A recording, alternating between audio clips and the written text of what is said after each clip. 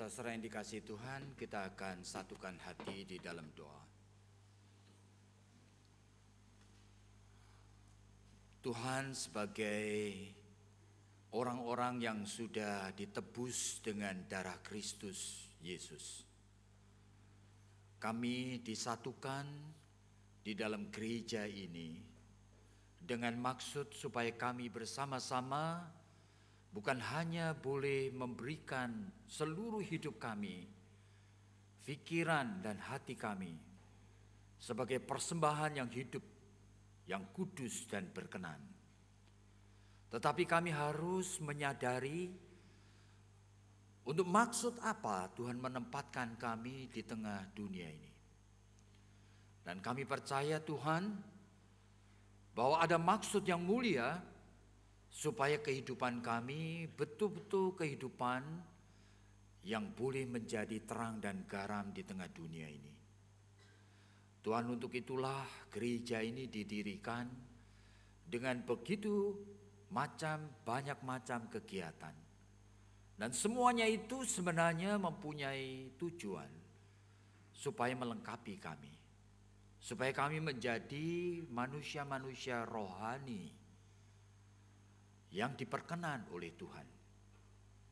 Tolong kami supaya kami menyadari ini, Tuhan. Dan mungkin ada banyak di antara kami yang pada pagi hari ini datang dengan beban-beban berat di dalam hidupnya yang kami tidak tahu. Mungkin ada di antara mereka yang mempunyai orang-orang yang dikasihi yang sedang sakit.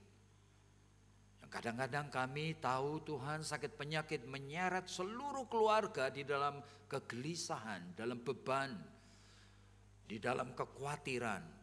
Bahkan badai yang sampai mengeluarkan begitu banyak biaya, menjual rumah dan sebagainya untuk melihat proses kesembuhan dari orang yang dikasihi ini menjadi nyata. Tuhan, kami tahu di tengah situasi seperti itu tidak mudah bagi kami untuk betul-betul menyadari panggilan Tuhan. Oleh karena pikiran dan perasaan kami terikat dengan realita kesulitan yang ada di depan mata kami. Bahkan ada di antara kami yang mempunyai kehidupan rumah tangga yang tidak mudah. Hubungan suami istri yang terus-menerus saling melukai. Barangkali ada pengalaman-pengalaman pengkhianatan cinta yang membuat kami sulit sekali untuk memaafkan. Tetapi Tuhan, kami tahu di dalam Engkau kami harus memaafkan. Kami harus memberikan kesempatan kepada orang yang seharusnya kami kasih ini untuk bertobat, untuk membangun akan rekonsiliasi dengan diri kami. Tuhan, kami tidak berdaya karena kami penuh dengan kelemahan. Kami membutuhkan belas kasihan Tuhan, pertolongan dari Roh Kudus. Dengan kekuatan kami sendiri kami tidak mampu, Tuhan. Tuhan, tolong kami. Dan kami tahu ada banyak persoalan-persoalan yang lain yang hadir dalam hidup kami, yang kadang-kadang membuat kami tidak lagi sadar peran utama yang sebetulnya Tuhan kehendaki sebagai orang percaya di tengah kehidupan ini. Tuhan, tolong kami juga untuk saat kami memikirkan mengenai kebenaran firman Tuhan. Beri kepada kami hati murid yang mau belajar. Dan biarlah Tuhan tolong kami. Dengarkan seluruh sembahyang kami oleh karena hanya dalam nama Tuhan Yesus kami sudah berdoa. Amin. Jadi hari ini saudara, tema yang diberikan kepada saya untuk dikhotbahkan itu tema yang unik sekali saudara, yaitu gereja sebagai ibu. Gereja sebagai ibu. Jadi maksudnya gereja didirikan Tuhan itu berperan sebagai ibu yang nurturing, yang merawat, yang memberikan kepada saudara-saudara kebutuhan-kebutuhan rohani. Nah, itulah sebetulnya gereja sebagai ibu. Dan mungkin sebagian dari kita tidak menyadari itu. Oleh karena kita sudah terbiasa sekali, kita sebagai orang-orang Kristen pun, sebagian besar dari kita itu hanya merasa butuh datang kebaktian saja setiap minggu sekali. Ya, dan setelah itu sedikit yang mau ikut terlibat pada saat gereja mewakili akan Tuhan, berperan sebagai ibu yang merawat, yang membekali akan iman saudara, yang menstimulir pertumbuhan saudara. Dan sebagian besar dari saudara-saudara itu masih belum responsif gitu ya. Masih belum merasa butuh gitu. Nah, ini suatu masalah ya. Sehingga kehadiran gereja di tengah dunia seringkali itu menjadi dysfunctional. Ya kan, seharusnya kehadiran gereja itu berfungsi sebagai apa? Ya, kehadiran Kristus Yesus sendiri. Sehingga kehadiran gereja betul-betul itu memberikan kepada manusia itu pengharapan. Kepada manusia itu pengertian bahwa hidup ini sangat singkat sekali. Dan hanya apa yang menjadi berita gereja itu yang memberikan mereka pengertian yang baru. Bahwa hidup yang singkat ini ada pemilihan, mereka boleh mengalami kehidupan keselamatan itu. Jadi fungsi dari gereja sebenarnya maha penting, saudara. Jadi kita akan melihat dari Matius pasal 16 ayatnya yang ke-13 dan beberapa ayat setelah itu, saudara. Ya, jadi Matius pasal yang ke-16 ayat 13.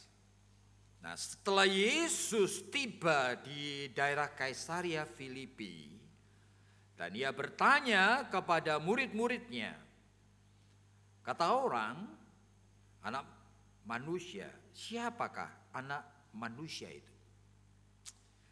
Jadi ini istilah yang Yesus pakai, sebetulnya itu dia memakai istilah yang pernah dikatakan oleh Daniel di dalam pasal yang ke-7. Ya, jadi ada penglihatan bahwa akan datang dari surga Allah di dalam wujud manusia. Seperti itulah ya. Jadi anak manusia. Jawab mereka, ada yang mengatakan Yohanes Pembaptis. Wah, ini confused ya, confused sekali. Ada juga yang mengatakan Elia. Ada pula yang mengatakan Yeremia atau salah seorang dari para nabi. Jadi rumornya seperti itu. Lalu Yesus bertanya kepada mereka, sekarang pertanyaannya bukan pakai nama anak manusia. Tetapi apa katamu? Siapa aku ini? Jadi suatu pertanyaan yang sangat aneh sekali kepada orang-orang yang sudah kenal dia ya. Menurut kamu siapa aku ini? Maka jawab Simon Petrus, engkau adalah Mesias, Anak Allah yang hidup. Kata Yesus kepadanya, berbahagialah engkau Simon bin Yunus, sebab bukan manusia yang menyatakan itu kepadamu. Kamu bisa mengatakan hal yang tepat, tapi bukan dari kamu. Itu anugerah dari Allah. Makanya berbahagialah kamu. Jadi melainkan Bapakku yang di surga. Dan aku pun berkata kepadamu, engkau adalah Petrus.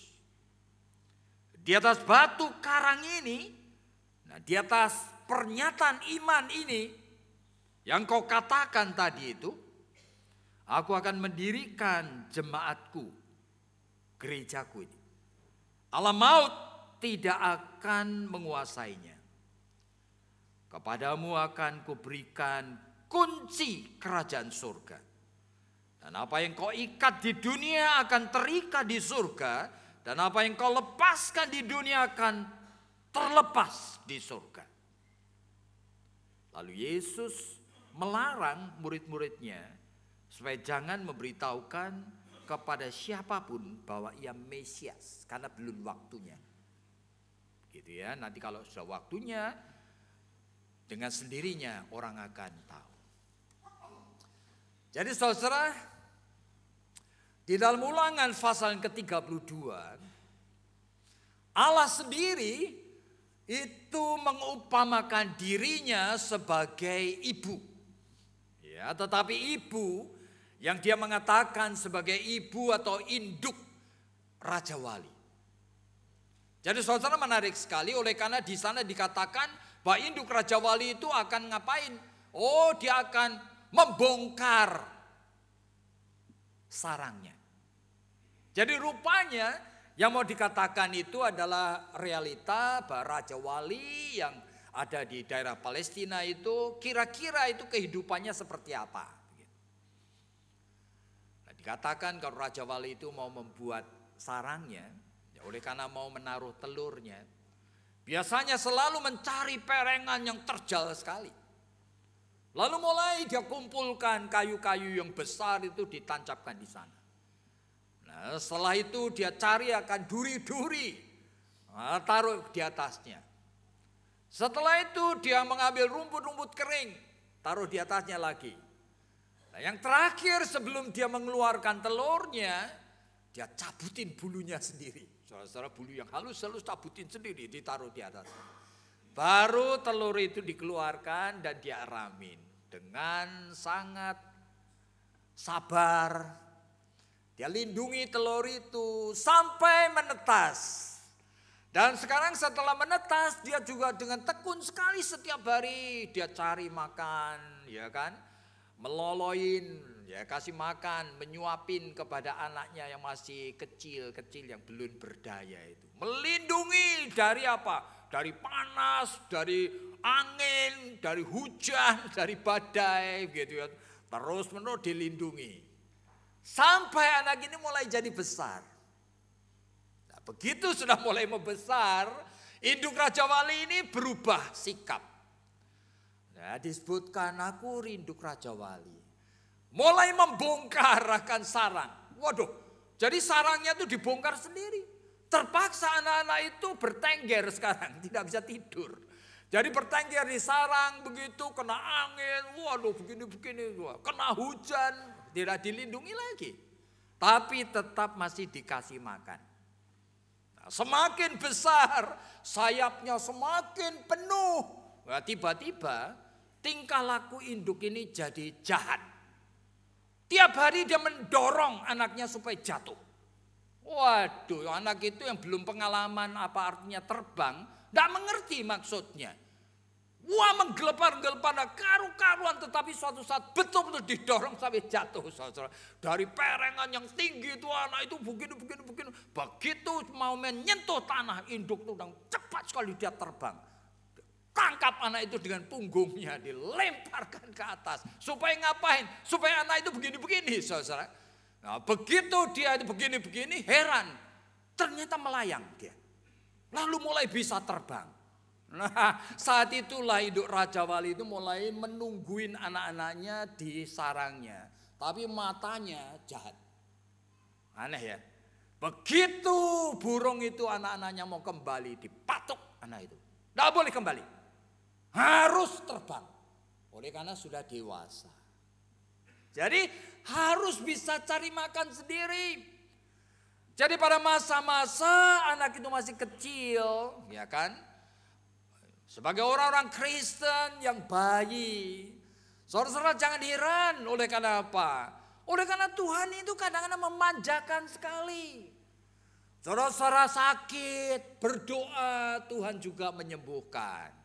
Saudara butuh, toko saudara maju, Tuhan juga memberikan berkat, begitu loh. Lalu saat saudara makin kenal Tuhan, hidup yang sesungguhnya ada di tengah dosa ini, saudara-saudara mesti mulai sadari. Nah, saudara sudah diperlengkapi oleh Tuhan, sehingga saudara tanpa sadar, orang yang sudah menjadi Kristen 20 tahun, ada yang 30 tahun. Waduh, kalau kumpulan dari khotbah itu dikumpulkan, banyak sekali saudara. Kumpulan khotbah banyak sekali. Jadi firman Tuhan yang terus-menerus diberikan. Barangkali setiap minggu aja bisa banyak sekali. Saudara, seharusnya, makanya Ibrani pasal 5 itu mengatakan kalimat ini. Ya kan? Melihat waktu. Seharusnya kamu ini sudah menjadi guru. Nah, ini kata-kata dari Ibrani pasal 5. Kenapa sudah banyak aku memberikan pelajaran kepadamu?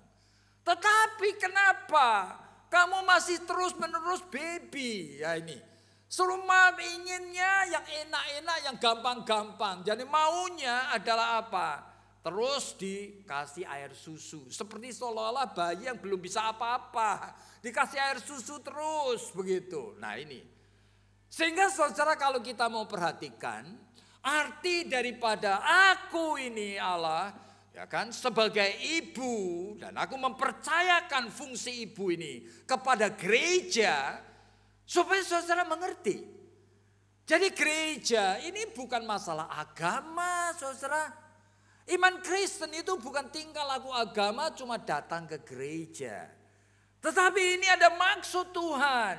Dan Tuhan juga tidak mau dipermainkan.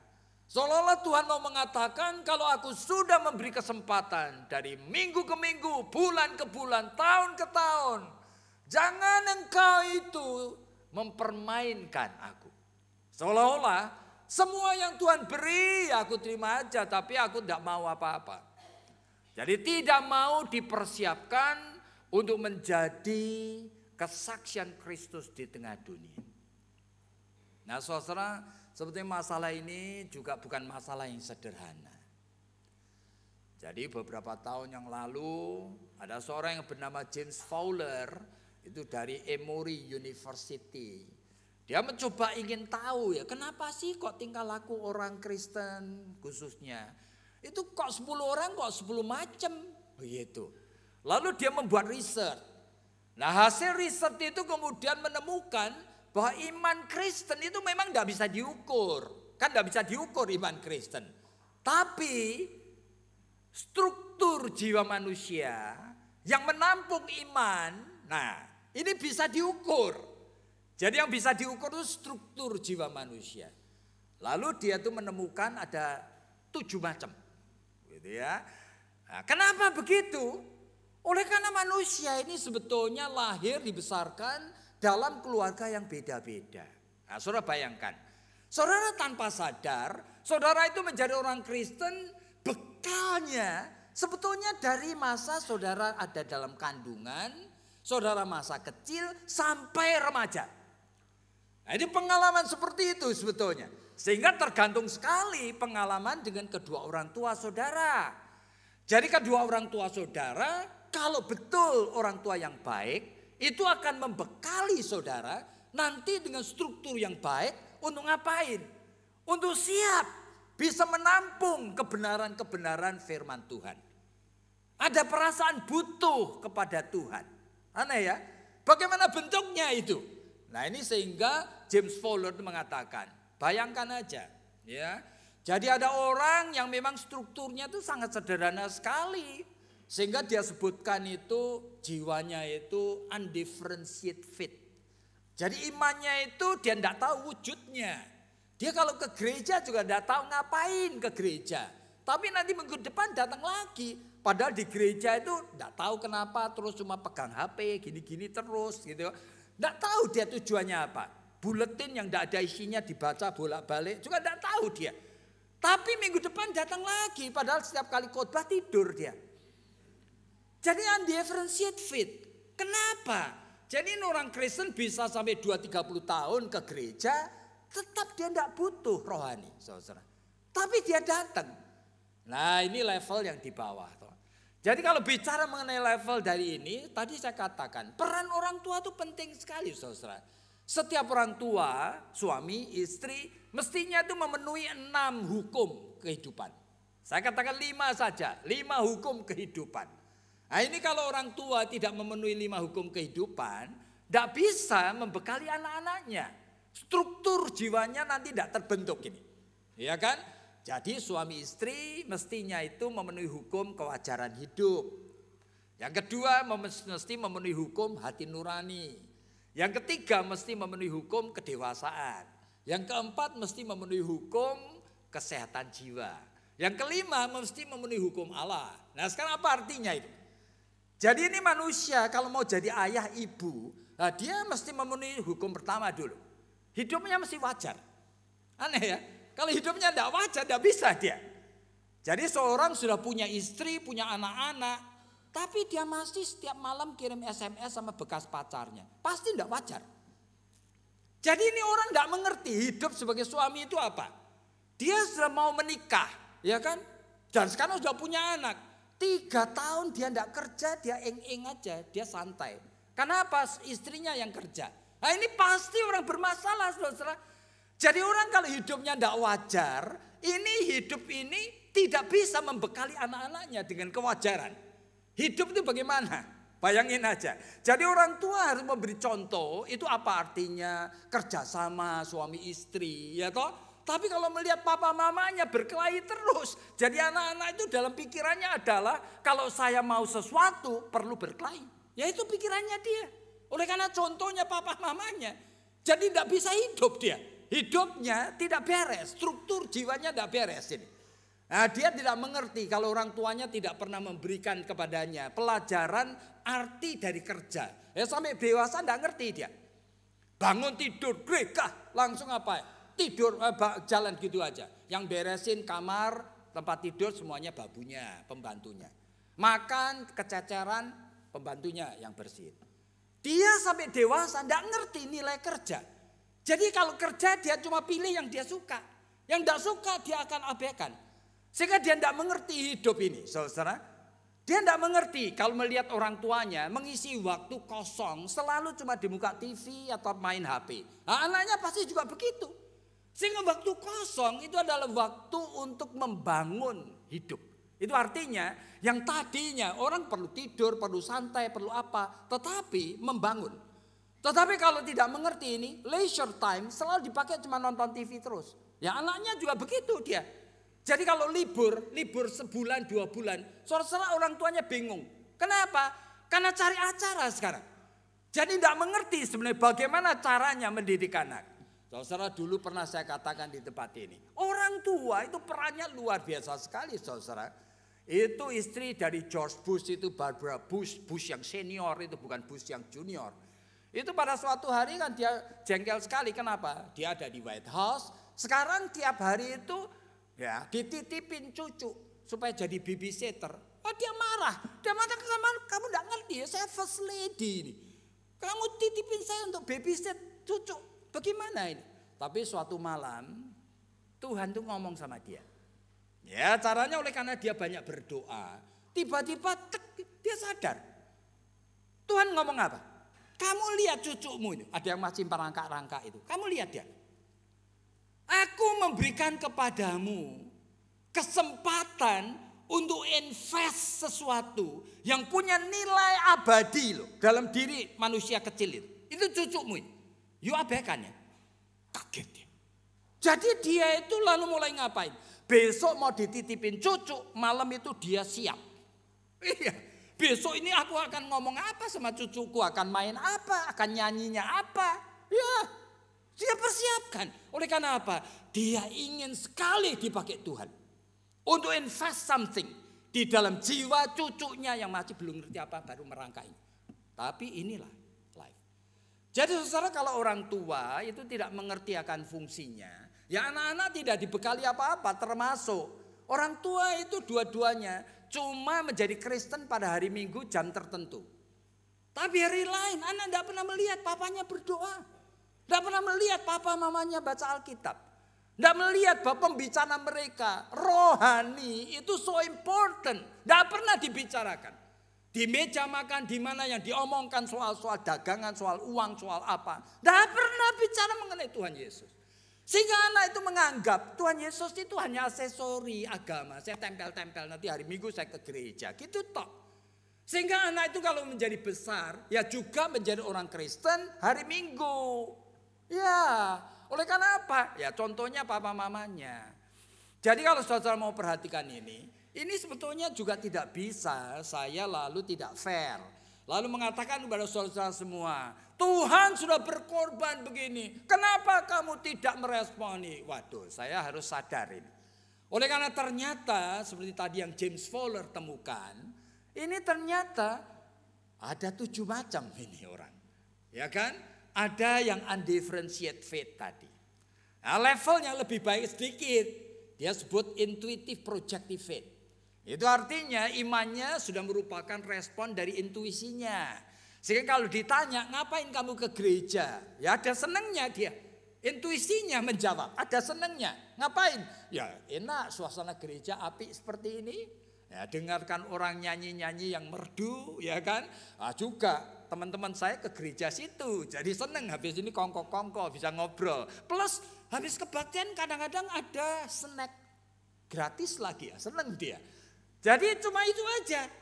Jadi kalau mau ditanya pikirannya kemana pada saat duduk dalam kebaktian, sebetulnya sebagai penonton orang-orang ini. Ya hari ini ada enggak?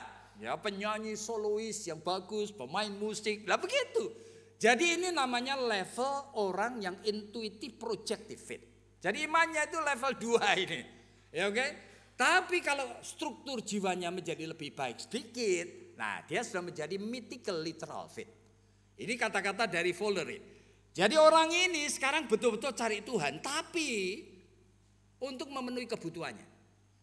Sehingga orang ini isi doanya minta-minta terus. Sudah, Tuhan tolong sembuhkan penyakitku, Tuhan tolong apa. Dia belum punya kebutuhan-kebutuhan untuk kenal Tuhan. Sehingga kalau saya ngomong, kamu tahu Tuhan Alkitab itu seperti apa sih? Wah Allah Tritunggal. Wah apa itu? Yang aku tidak usah mikir lah gitu loh. Kenapa firman jadi daging, jadi manusia. Mati di atas kayu salib. Menebus dosaku. Apa itu? Saya tidak mau mikir. Yang penting doaku adalah Tuhan tolong. Supaya penyakitku sembuh. Tuhan tolong supaya tokoku maju. Tuhan tolong supaya aku dapat menantu yang baik. Tuhan tolong. Ya minta terus sudah. Jadi orang ini sudah ngerti ada butuhnya dari Tuhan. Tapi belum butuh kenal Tuhan. Perhatikan ini. Jadi ini orang level mythical literal faith. Tapi kalau strukturnya hasil cetakan orang tua tadi sudah lebih bagus lagi. Ini levelnya Fowler sebutkan sintetik konvensional. Itu artinya dia sekarang kalau ditanya, kamu percaya enggak kepada Tuhan Allah Tritunggal? Oh percaya. Aku percaya 12 pengakuan iman tadi. Loh kenapa percaya? Ya memang gerejaku ngajarinya itu. Ya begitu loh. Jadi dia sedang menyesuaikan diri. Saya anggota gereja GKY Puri. Ya harus sesuai dengan ajaran di GKY Puri dong. Pendetaku ngajarin gitu ya aku ngajak tahu. Tapi betul kamu kenal dia? Nggak pernah mikir dia. Jadi ini baru sintetik konvensional. Jadi sintese itu artinya mencoba menemukan kesatuan antara ajaran dari gerejanya dengan dirinya. Tapi masih sebagai aksesori aja. Baru level di atas itu bagus. Yang disebutkan oleh Fowler individuatif reflektif. Nah orang individuatif reflektif dia mulai take it personally. Dia tidak mau cuma jadi orang Kristen duduk-duduk gini aja. Dia mulai pikir Tuhan itu betul ada enggak sih? Apa betul Tuhan Yesus itu aku kenal? Nah bagaimana caranya kenal Tuhan Yesus? Aku tidak pernah ketemu dia, tidak pernah lihat dia. Bagaimana caranya? Nah gelisah. Sehingga orang ini ada kegelisahan. Sehingga kalau membaca Alkitab, orang individuatif reflektif sudah mulai ngapain? Mulai kasih garis bawah, orek-orekan, tulisan di kanan kiri. Oleh karena apa? Dia pengen kenal Tuhan. Saudara. Tapi orang ini baru level belum tertinggi. Jadi masih subjektif, sesuai dengan seleraku. Jadi kalau aku reform seperti saya begini, saya pergi ke gereja reform, nggak cocok yang lain. Sehingga saya punya pikiran kalau yang nggak reform itu sesat. Waduh, nggak boleh ini seperti ini. Oleh karena apa? Makanya level ini masih sudah baik, tapi bisa fanatik, bisa menjadi fundamentalis, selalu menghina gereja lain, tidak menduga bahwa Tuhan bisa bicara melalui orang yang berbeda untuk hal yang Tuhan mau singkapkan. Saudara, saya kadang-kadang sebagai orang reform itu malu. Kenapa? Karena saya punya beberapa teman yang kaku kayak gitu tuh. Jadi menganggapnya kalau orang Katolik, orang karismatik, orang wah masuk neraka kabeh. Saya sampai ngomong sama mereka, loh, yuk kalau yang bukan reform, seperti misalnya saja Andrew G, bukan reform dia. John Sung, bukan reform. Mereka ini orang Wesleyan. Masa mereka oleh karena doktrinnya lain dari kamu lalu mereka itu sesat? Masa you tidak mengakui bahwa mereka itu dipakai Tuhan juga, begitu loh. Jadi jangan pikir, oleh karena apa dalam Alkitab, seperti contoh saja, kitab Ayub. Ayub disebutkan tidak ada orang yang lebih saleh dari Ayub. Tapi Tuhan melihat iman itu harus tumbuh, tidak boleh mandek. Sehingga Tuhan mengizinkan iblis mencobai Ayub. Dan sekarang pencobaan itu sampai habis-habisan. Ayub sudah kehilangan segala-galanya. Lalu disebutkan datanglah 4 orang sahabat Ayub. Ya kan? Elifas, Bildad, Sofar, lalu Elihu. Nah disebutkan 3 yang pertama ini, Elifas, Bildad, Sofar. Itu setelah 7 malam, 7 hari puasa, ikut nangis. Lalu mulai ngapain? Mau memberi penjelasan sama Ayub. Mau mengelengkan, mengingatkan. Berdasarkan apa? Doktrin yang benar. Jadi 3 ini bukan penyesat, saudara. Doktrin yang benar. Tapi mereka lupa. Doktrin itu terbatas. Sehingga meskipun mereka kasih nasihat bagus-bagus sesuai dengan apa yang sudah diajarkan ribuan tahun. Bukan cuma ratusan tahun, ribuan tahun. Nah saudara bayangkan. Tuhan mengatakan melalui Ayub. Kamu bertiga penasehat sialan. Ada dalam Alkitab. Kamu menutupi kebenaran dengan dusta. Bayangin. Jadi kamu mengatakan keliru, ya tidak keliru. Tapi bukan kebenaran yang utuh. Sehingga kebenaran utuh yang Tuhan mau nyatakan, kamu itu membuat ini jadi kacau tidak bisa dilihat oleh Ayub. Kamu penasihat sialan. Jadi saudara perhatikan. Sehingga dari 3 orang ini, Ayub tidak mendapatkan apa yang Tuhan itu mau katakan. Baru dari yang lain, yang namanya Elihu. Nah Elihu ini paling muda. Tapi dia mengatakan dengan kata-kata yang dipakai Tuhan. Ya, yang tidak pernah Ayub pikirkan sebelumnya. Misalnya aja, Ayub apa kamu tahu? Tuhan Allah itu sedang ikut menderita bersama dengan kamu. Hah, masa? Kaget Ayub. Masa Tuhan menderita bersama aku? Iya. Lah ini Injil masuk dalam perjanjian lama ini. Ayub kaget sekali sampai dia mengatakan tidak pernah aku mikir. Tidak ada doktrin seperti itu sebelumnya aku tahu. Dulu makanya dia mengatakan aku mengenal Tuhan dari tradisi. Ya kan? Dari doktrin. Dari seolah-olah kalau sekarang dari gerejaku tok. Sekarang ini aku melihat engkau muka dengan muka Tuhan. Aku tidak pernah kenal engkau sebelumnya seperti ini. Nah inilah. Ini yang disebutkan tadi kalau individuatif reflektif itu bisa membuat orang itu menjadi fanatik tertutup. Meskipun sudah mulai cari kebenaran. Sehingga Fowler mengatakan lebih baik dari ini levelnya namanya konjunktif. Itu berani membuka diri untuk kemungkinan baru yang Tuhan singkapkan. Ya. Saya terpaksa harus belajar juga dari orang Katolik. Seperti misalnya Henry Nouwen, gitu ya, Mother Teresa. Saya harus akui bahwa Tuhan memakai mereka gitu ya. Meskipun ada doktrin-doktrin yang saya tidak sesuai. Tapi mereka juga anak Tuhan. Dan akhir-akhir ini saya juga belajar dari orang karismatik.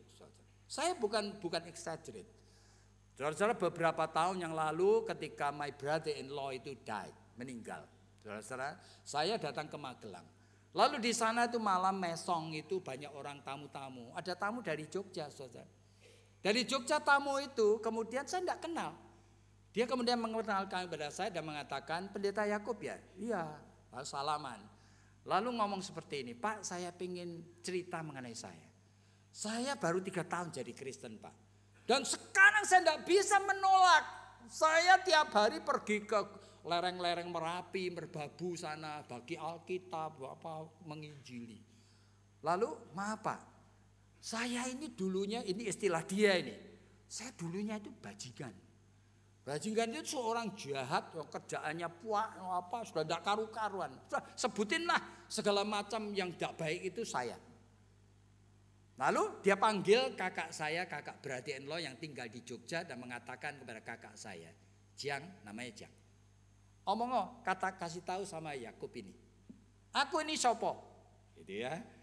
Bener enggak? Dulu aku itu bajingannya Jogja. Ya, kakak saya sungkan, gitu ya, diam-diam karena orangnya sopan, gitu. Cuma senyum aja. Tapi Pak, pada suatu hari teman saya itu tiap hari nelpon, dia mengatakan digerakkan Tuhan mau datang doain saya. Saya paling sengit, saya paling tidak suka gitu-gitu itu. Tapi dia maksa. Besok saya pas di rumah, saya pada saat main-main burung kicau-kicau itu, tiba-tiba dia datang. Lalu dia masuk sama teman satu lagi dan ngomong apa? Tuhan suruh saya datang mendoakan kamu. Waduh, saya pokoknya tidak senang digitu-gituin, bukan? Saya bukan orang rohani dan saya bukan orang Kristen. Tiba-tiba datang kepada saya, ini bau saya dipegang. Duduk, aku doakan kamu. Saya lemes Pak. Langsung dia doakan. Saya tidak tahu kenapa itu dari dalam saya mengalir air mata. Saya menangis dan dari mulut itu mengatakan, Tuhan Yesus tolong terima saya orang berdosa. Saya pengen jadi anakmu. Saya ini tidak ada yang ngajarin Pak. Tidak ada yang ngajarin. Ini orang karismatik. Dan sekarang dia menjadi anak Tuhan. Masa saya itu mau mengatakan gitu. Tuhan hanya bisa kerja itu dengan suatu pola doktrin tertentu. Saudara harus memahami. Jadi Tuhan itu ajaib. Kita diundang memang kenal firman Tuhan yang solid. Harus tahu yang solid. Harus tahu. Doktrin yang benar harus tahu. Tapi Tuhan sedang menyediakan kita. Supaya Tuhan memperlengkapi saudara-saudara dan saya. Sehingga dalam hidup ini kita boleh betul-betul itu menghadirkan hal yang baik. Sehingga hubungan antar gereja juga baik sekali, ya kan? Kehadiran orang Kristen menjadi berkat, kita juga bisa menjadi sahabatnya orang Muslim, orang Hindu, orang Buddhis yang ada di Indonesia ini. Oleh karena apa? Oleh karena itu memang panggilan Tuhan. Saudara lihatlah berkat yang ada Tuhan sediakan kepada Abraham. Selalu kata-kata dalam Kejadian 12 nanti diulang lagi, 18 diulang lagi. Aku memberkati engkau supaya kamu bisa menjadi berkat bagi dunia ini. Makanya di dalam Yesaya pasal 2 dikatakan ini menjadi suatu dream dari Yesaya. Melihat nanti seluruh dunia ini bangsa-bangsa akan berbondong-bondong naik ke gunung Tuhan. Lalu ngapain? Bertanya kepada anak-anak Tuhan mengenai kebenaran firman-Nya.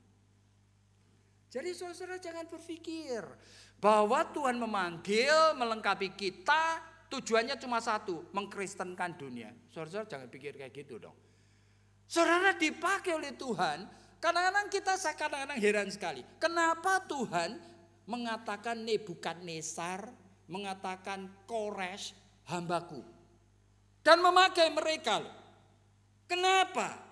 Oleh karena Tuhan memang mempunyai great design. Dan Tuhan ingin supaya kita anak-anaknya betul-betul mengerti. Jadi kalau saudara datang ke gereja, ini gereja adalah ibu saudara. Dan gereja akan memberikan akan bahan-bahan yang baik. Supaya saudara-saudara itu bisa tumbuh sebagai orang Kristen yang bisa di tengah bisnis atau di tengah kegiatan sosial. Saudara betul-betul menghadirkan kasih Kristus. Yang bisa mereka itu sampai pengen sekali kenal Kristus. Jadi jangan sampai mereka justru prejudis seperti sekarang ini. Kalau orang-orang Islam kita ketemu, selalu mereka pikirannya prejudis sama kita. Kenapa? Oleh karena sejarah yang lalu mereka tuh melihat tujuan orang Kristen setiap kali ketemu cuma PI, terus PI. Wah saudara hati-hati dong. Kita harus minta kepada Tuhan supaya kasih Kristus itu hadir dalam hidup kita. Jadi sekarang pertanyaannya, ya bagaimana kalau saudara tahu akan kehidupan saudara dan saya itu pada level apa? Saudara yang pertama, saya percaya sebagian besar dari kita itu levelnya sama seperti saya juga dulu level struktur saya kurang baik gitu. Oleh karena apa? Ya saya dibesarkan dalam lingkungan yang kurang baik. Nah, antara lain saya itu kalau main ke kampung, ke belakang, nenek saya selalu ngomong kalimat seperti ini. Panggil nama saya, ya kan? Lalu dia ngomong, kamu jangan main sama Wana. Jadi saya tuh ditanemin, gitu ya, suntikan Cina, Wana. Jangan main sama Wana. Orang Indonesia, tidak boleh main. Waduh. Jadi saya itu mewarisi sesuatu yang tidak baik. Sehingga dalam jiwa saya ada prejudis. Saya mesti minta dong, Tuhan kenapa saya kok ada prejudis? Antar kesukuan aja ada prejudis. Jadi mesti jujur. Tuhan saya tahu ini akan menghambat. Tuhan tolong ambil itu dari saya. Teresa Avila itu pernah mengatakan kalimat yang baik sekali. Kalau aku jujur, Tuhan, I do not love thee. Aku tidak mencintai engkau Tuhan. Lalu kalimat kata yang kedua, I do not even want to love thee. Aneh sekali. Dalam jiwaku keinginan mencintai engkau pun tidak ada. Jujur. Tapi kalimat ketiga bagus. So I want to love thee.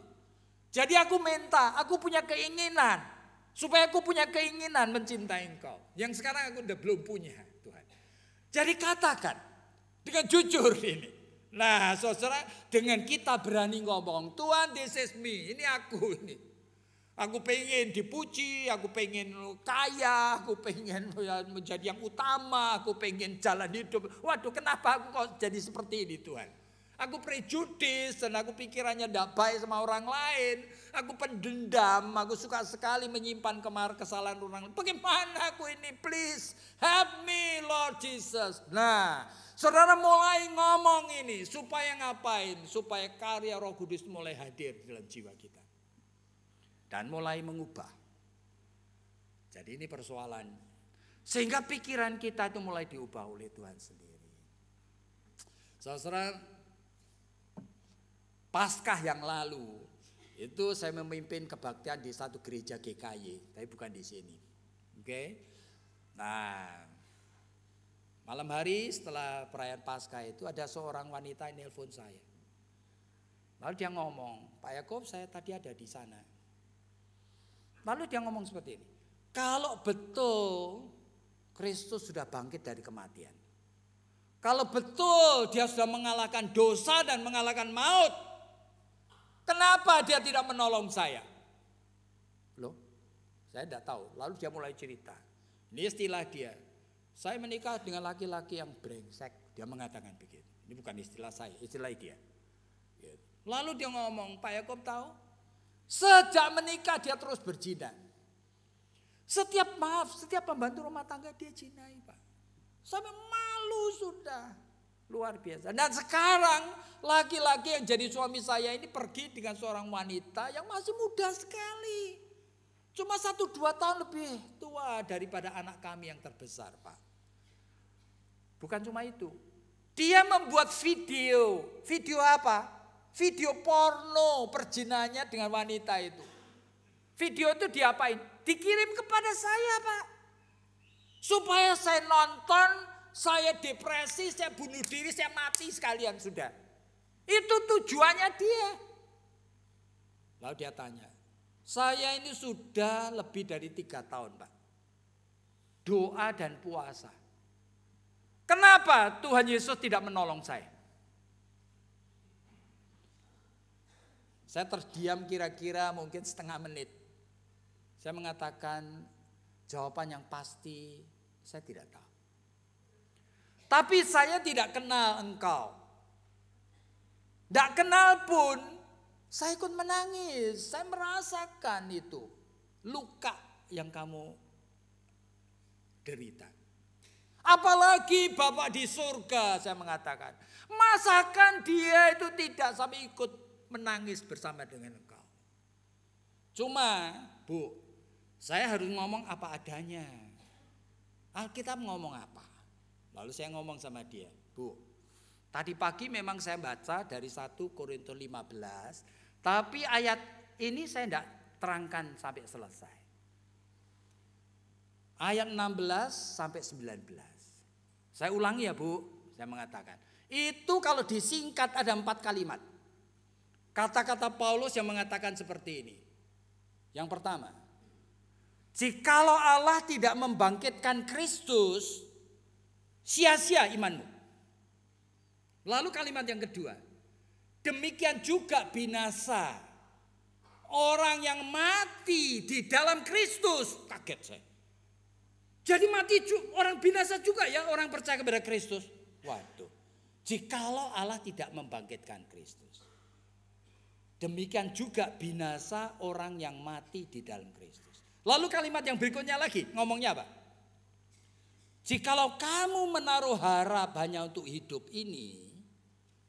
Kalimat yang terakhir. Kamu orang yang paling malang dari semua umat manusia. Waduh. Saya ngomong sama dia. Ibu ngerti enggak artinya ini? Kenapa engkau membuat Kristus yang ajaib, karyanya sampai mati di atas kayu salib dan dibangkitkan, menjadi tidak begitu penting.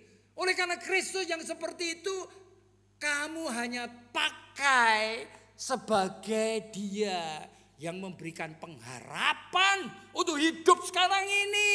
Untuk menyelesaikan persoalanmu dengan suamimu. Untuk membuat suamimu itu kembali. Apa enggak boleh? Enggak boleh. Hati-hati ini. Boleh enggak kalau kamu itu kena penyakit kanker dan berdoa kepada Yesus? Boleh aja. Boleh enggak kalau kamu punya suami yang tidak baik, kamu berdoa supaya suaminya bertobat? Boleh aja. Tapi itu common grace. You mengerti common grace? Anugerah umum. Anugerah umum yang seperti itu Tuhan juga kasih kepada dukun. Yuk, ini Tuhan tidak kasih hanya kepada anak Tuhan loh. Dukun juga bisa menyembuhkan orang kanker. Dukun juga bisa mengembalikan suami yang brengsek itu untuk bertobat. Iya, kenapa? Ini anugerah umum. Anugerah yang khusus supaya kamu kenal Kristus yang sesungguhnya. Firman-Nya menjadi daging yang mati di atas kayu salib. Kamu justru tidak ingin. Kenapa tidak dibalik? Ini yang primer, anugerah khusus. Yang sekunder, ini anugerah umum. Bukannya tidak boleh kamu kena cancer dan berdoa. Boleh. Tapi ingat, fokus yuk jangan di sini. Oleh karena kalau fokus di sini, kamu tidak punya iman. Kenapa tidak punya iman? Karena hanya membuat Kristus pengharapan untuk hidup sekarang. Makanya Tuhan Yesus pernah mengatakan dalam Matius 6 ayat 32. Kalimat kata seperti ini.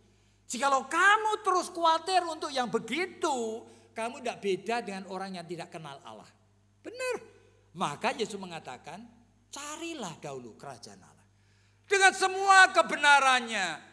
Semuanya yang lain pasti aku akan tambahkan. Kalau memang itu kebutuhanmu. Iya. Jadi saudara jangan dibalik-balik. Sehingga fokus kita, kalau betul Tuhan sedang melengkapi saudara, saudara tidak lagi terikat hanya dengan pemenuhan kebutuhan yang sekarang saya belum punya. Boleh saudara minta, tetapi saudara mesti eling. Jangan ditukar. Anugerah umum, anugerah khusus. Fokus saudara seharusnya pada anugerah khusus. Dan biarlah kita makin lengket seperti Yesus mengatakan, aku ini pokok anggur dan kamu itu carang-carangku, nempellah kepadaku. Kamu akan berbuah. Apart from me, you can do nothing. You kalau lepas dari aku, ya buahmu apa? Kamu nempellah padaku.